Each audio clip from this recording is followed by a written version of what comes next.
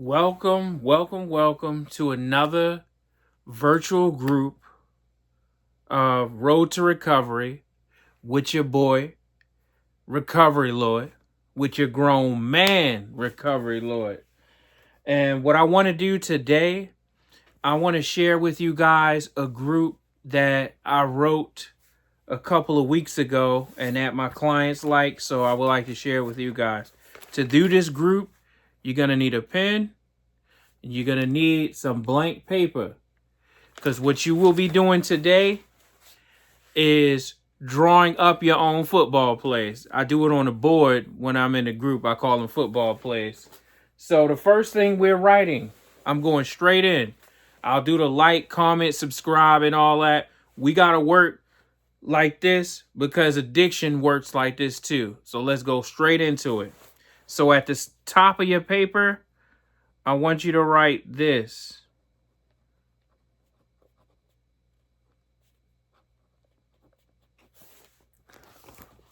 Pathology. I want you to write pathology. And what is pathology? So anytime you see the word ology, that is the study of. Now, path is the path that you're on.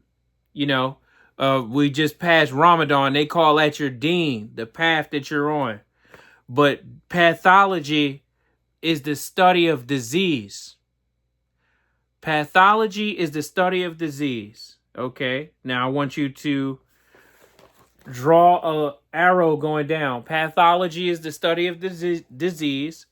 The disease that we are studying right now is the disease of addiction.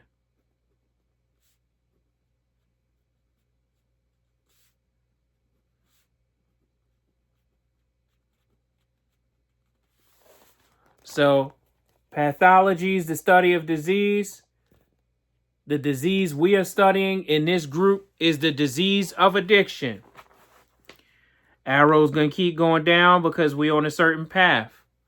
In studying addiction, you're either studying, and this is where I want you to draw this little fork in the road. Because in studying the disease of addiction, we get to a point where we get to a fork in the road. What do I mean by that? Some people are studying the process of recovery.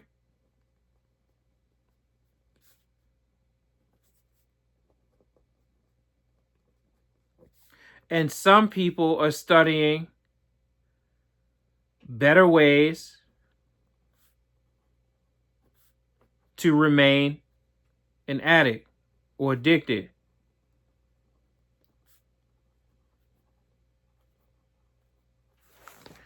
So when you're studying the process of recovery, that's when you're studying your effort, the effort that you're giving.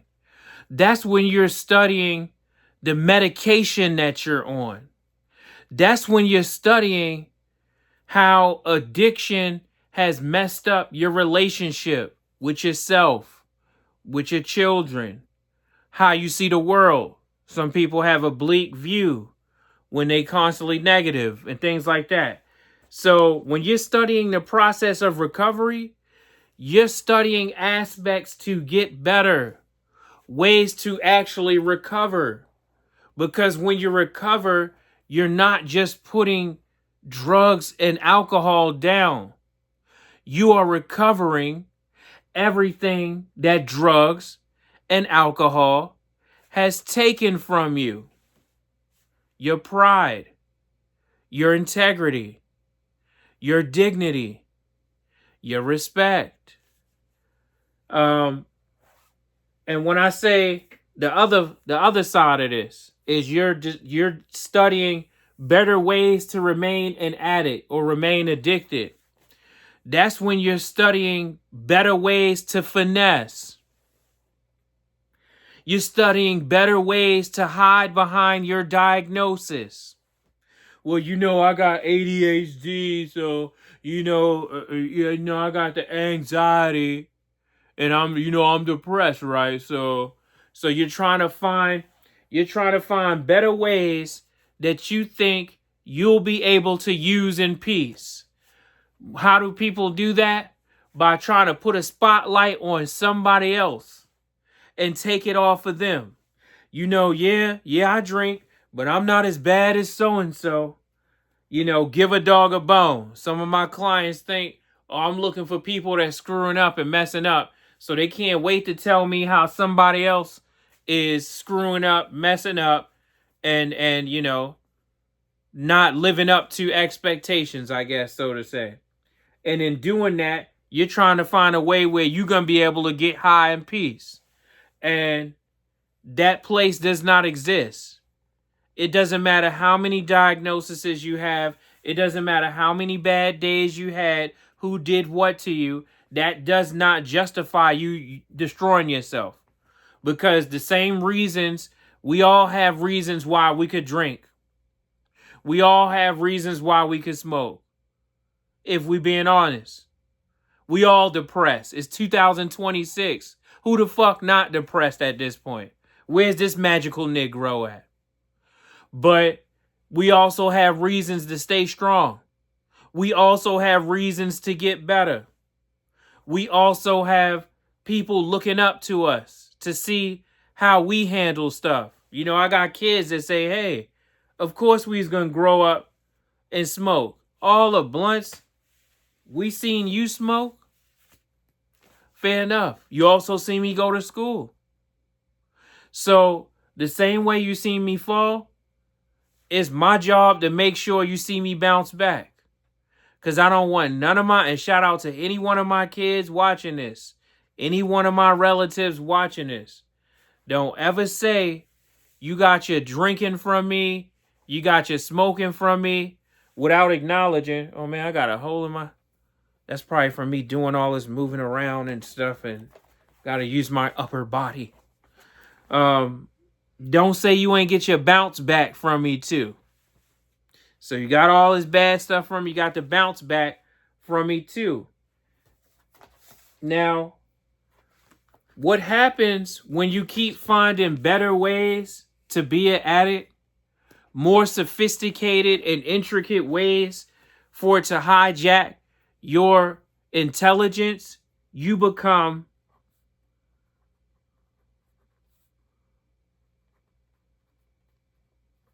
pathological.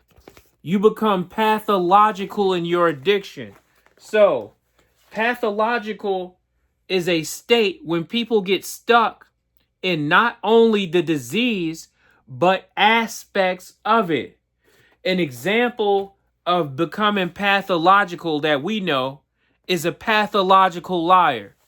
So a pathological liar is going to lie to you even when telling you the truth is just as easy.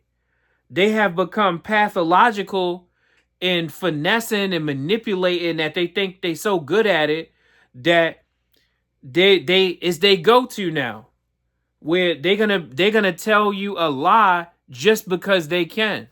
So we know what a pathological liar is. Have you ever heard of a pathological alcoholic? Oh, you haven't. Oh, okay. Have you ever heard of a pathological drug addict? Somebody who sees they so stuck in that they'll tell you that that's what's keeping them alive, when that's what's actually killing them. You have people who drink and will tell you that's what's keeping them out of prison. It's damn sure not keeping you out the prison of your own mind. Shout out to Malcolm X for dropping that one on us. And that was in the 60s. So now we got Chat GBT and everybody's so smart and all this, but you still stuck in a psychological prison of your mind, my brother. So a pathological drug addict, a pathological cheater, more and more provisions and mutations of your disease happens. What happens when you become pathological? You get this. Oh, y'all didn't hear none of this before, huh? Oh, so I'm breaking some new stuff down. Them counselors out there, don't get the sharecropping, because you know I done trademark recovery, Lord. I was waiting for this to say that in court, just in case.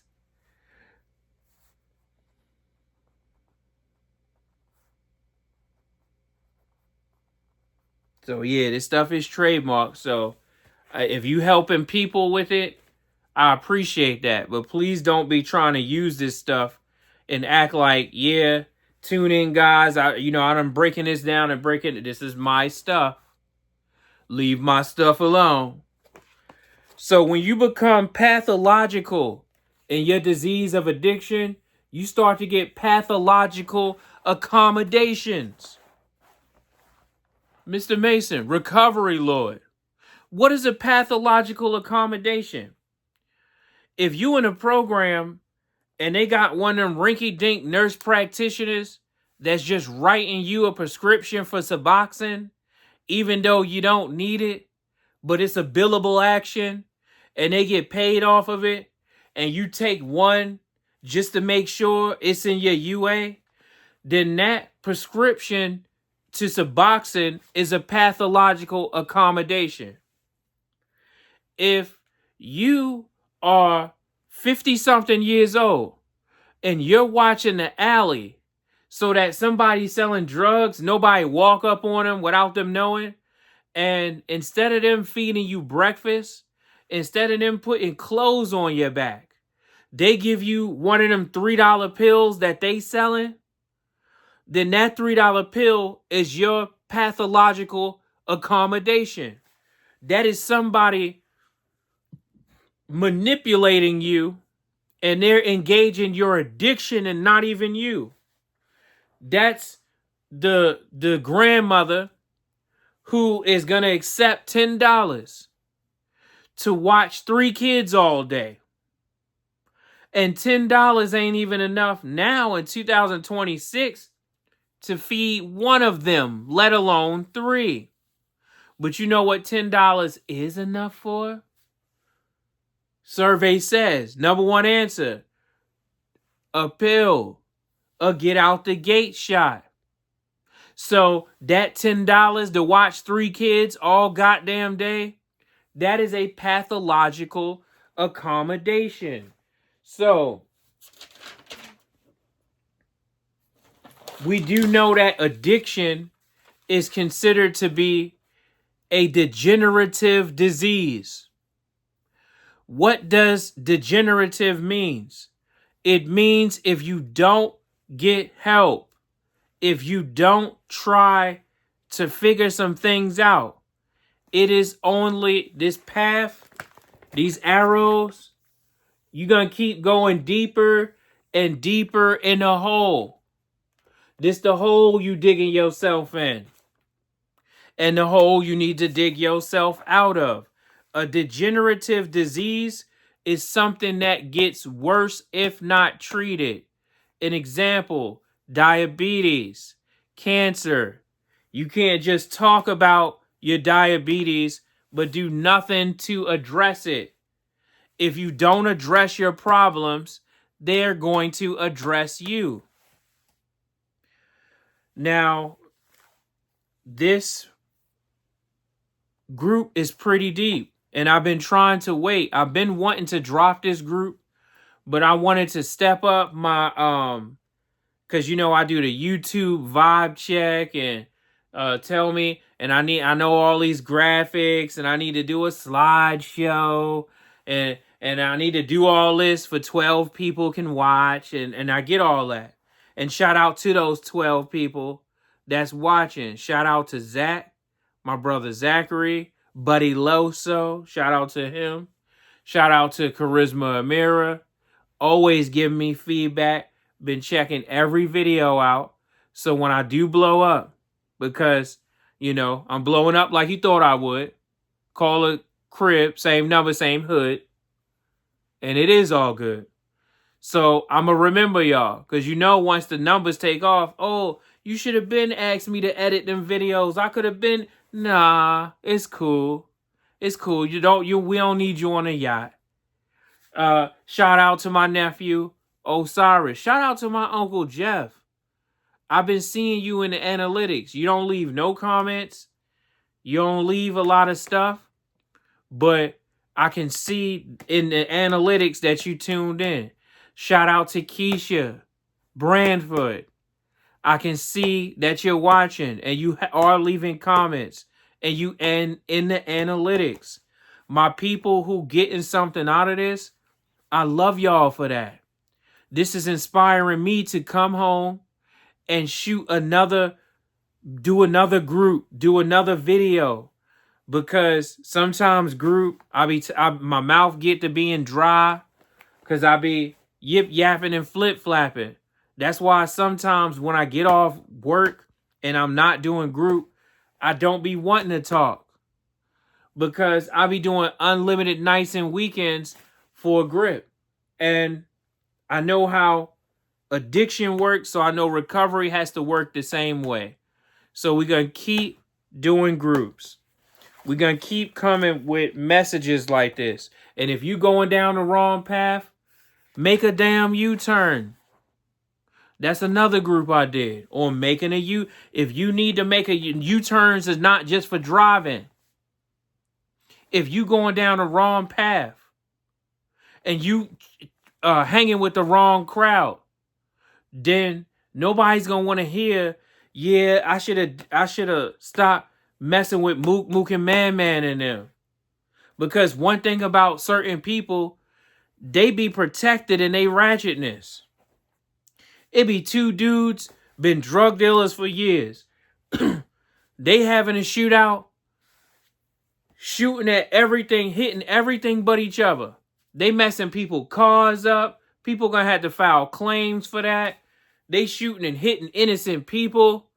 But for whatever reason, it's a force field of negative shit around them. They don't get hit with none of that shrapnel. Going down the wrong path, make a U-turn. If you on the right path, stay on there. Stay strong. I need my strong people to stay strong. And I need my weak people to get strong. Because we talking all this end of the world shit. What's going to happen if the end of the world happened tomorrow? We're going to need supplies, batteries, or shortwave radio, water. It's going to be people really out here trying to go to the goddamn liquor store to get cases of liquor and beer and shit to try to ride out the alien invasion and all that. It's going to be some people before the end of the world that got to go hit up the dispensary. And they going to smoke all and get the munchies and eat all the goddamn rations. We going to have enough food for 2 weeks. But fucking with them, that food going to last 4 days.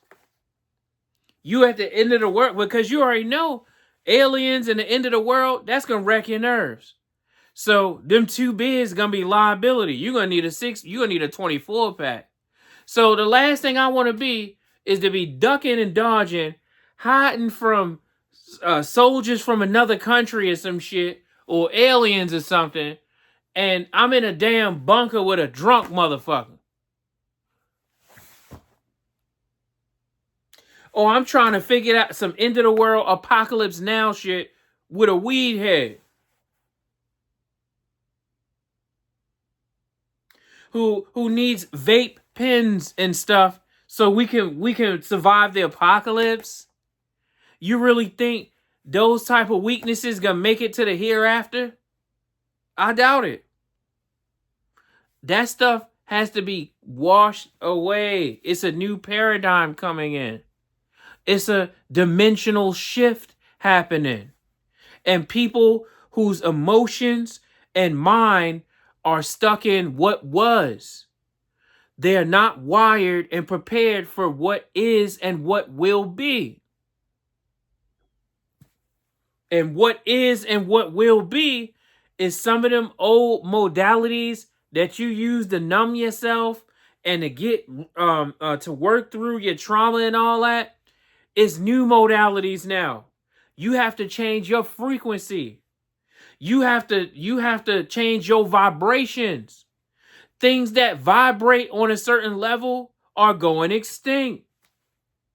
It's your job to make sure that this is you falling deeper and deeper into gravity. And the word grave is in it. You're right.